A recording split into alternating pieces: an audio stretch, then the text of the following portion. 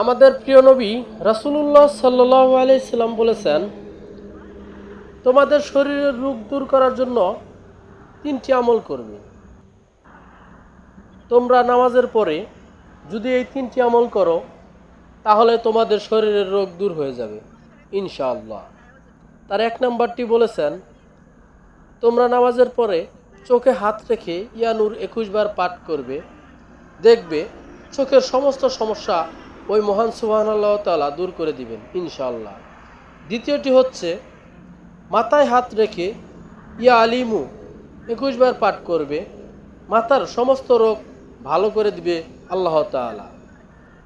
3 number, পেটে হাত রেখে ইয়া বাতিনু 21 বার পাঠ করবে, দেখবে পেটের সকল সমস্যা ওই মহান সুবহানাল্লাহ তাআলা দূর করে দিবেন ইনশাআল্লাহ।